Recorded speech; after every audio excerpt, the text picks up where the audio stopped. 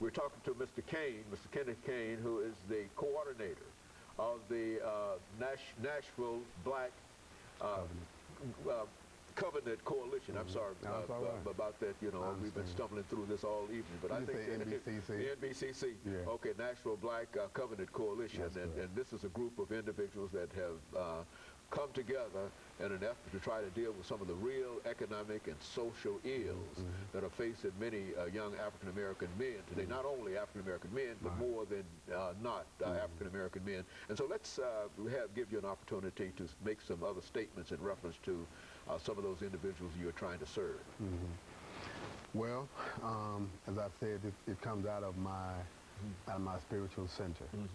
I believe people of faith have a responsibility, and so issues that we're trying to deal with, as I said, with people with the felonies, but also understanding the terrible economic conditions people are having to live through, despite what they say about the average unemployment rate. You know, as you know, in our communities, when they have a recession, we have a depression, right?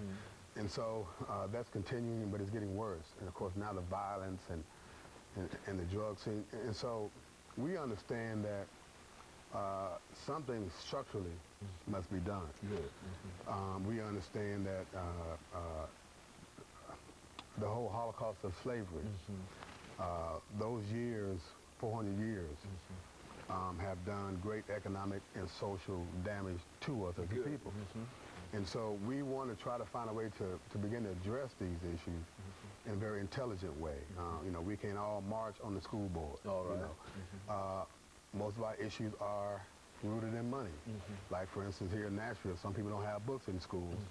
It's a money thing. That's the money. And so we are sponsoring a conference in November 11th through the 13th of November. A group called Cobra is coming into town to talk about restitution and reparations. You know, how do we help America to deal with its historical debts that have yet to be paid? That has to be on the table, I believe, because we're in such dire straits. Our people are so hungry right now. They are losing their homes. So we must address the economic issue from a more structural you know, standpoint. Also on the agenda for our conference on next month at Tennessee State University, by the way, we're going to try to address our whole HBCUs across the country. We know that they've been under attack for some time. Not really finance. Not really finance. Again, economics. And so, you know, we're excited about this.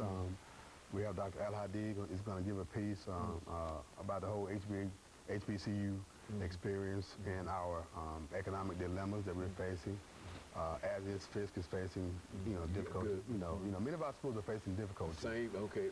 And yet these schools have educated, from what I'm told, the majority of the educated class in America. You know, and so we want to continue those legacies of our HBCU. We must reclaim them, okay, and help them to grow and flourish, you know. So. And so all of this, so this conference is November the 11th through the 13th. That's correct. At Tennessee State University, and you've got people from all over the nation coming here in order to address some of the issues that we're dealing with now. Certainly from the southwestern parts of the United States to address these issues, and all of them find. And so this is a general issue all over the United States. When we talk about felony arrest and felony disfranchisement and parole systems and the whole thing, I would imagine that has something to do with it too, because it does. Not reincarnation. Incarceration, incarceration. That would, I would imagine that would also be an issue as well. Yes, of course, because so many of the people who have done their time attend our churches. You know, they work in our communities or trying to work in our communities. They are free. You know, they've done their time. Whether or not they were guilty or not is another issue. But they're free and they're willing to work, want their lives back, want to be to, want their piece of the pie of the American dream, and yet they're locked out. And so this is the issue not just for black people, but for the American democratic process, where we're going as a country. Is this the way it's going to be? Does the Constitution not matter? These kinds of issues have to be addressed, and so we want to try to do that. Not as an end-all, but as certainly a place to, to start to try to answer the question. I think Dr. King left us, where do we go from here? Okay, and it's not done with any kind of bitterness or anything, but simply to recognize that you have to analyze the whole question in order to find a way out, and that there would have to be some kind of legislative answers to some of the problems that we're dealing with, because they're so widespread and they impact so very, very many people. And so you think that this conference will have an opportunity to at least address some of those issues. And I think in a real sense, we've got about 4 minutes, and we'll give you an opportunity to continue your discussion. But in a real sense, we can say that nothing has been said nationally in reference to this. I think you talk about the Nashville coalition, but and you might have a few groups here or there, but for the most part, this is sort of a silent kind of problem that nobody understands with those individuals who live within these communities and who cannot find a job, and everywhere they go, they're turned away, and then they're facing a whole issue not only of unemployment outside, but the same issue when they go back home without being able to satisfy a wife, kids. That's very critical. Yeah, that's what it's the whole structure of the family. It's not just about one individual coming out of jail, not being able to find a job, but it's about that one individual who had a wife while he was in jail, a kid while he was in jail, and now he's out with great expectations, and now he can't even meet them, which means that he goes back where? Back to jail. In a real sense, because he generally becomes involved. That's why we get this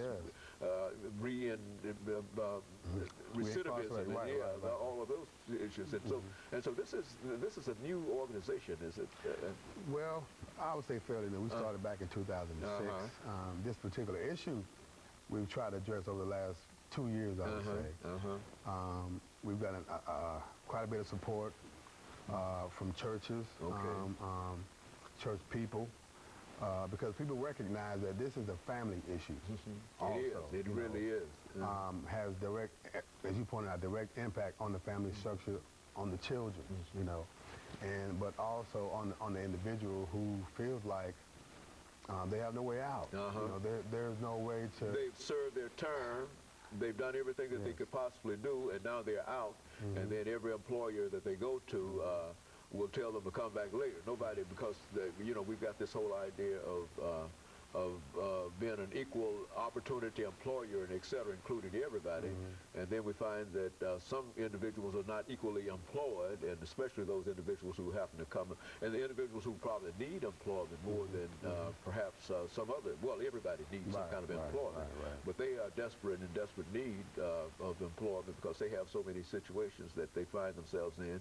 And I'm really in sympathy with such individuals, and I hope that your organization can, with this conference that you're having between November the 11th to the 13th, that other folks could be aware of this conference, and we're going to do as much as we possibly can in order to make people aware of it, and that you can get a larger turnout, and that something can possibly be done.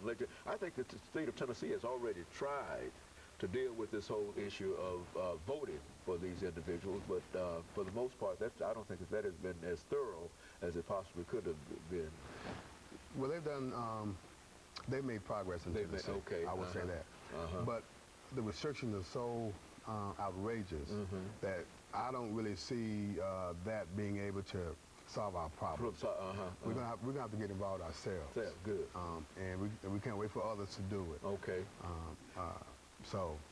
And of course, Ms. Caine, let me thank you for bringing that excellent information by with us, and we've got about half a minute before we end this show for today. But I certainly appreciate that, and I'm sure that our audience also appreciates the information that you've given us, and we become much more aware. I think, and that's about the only thing that we can do in sessions like this, to make people more aware of it and make them more sensitive to it, and understand that they too have a responsibility to do things. And I think that you've helped us move in that direction with this whole issue. And I want to thank you and your organization, and I also want to thank our audience this morning, and to encourage them to tune in again next week for another informative edition of Comments. Thank you and good morning.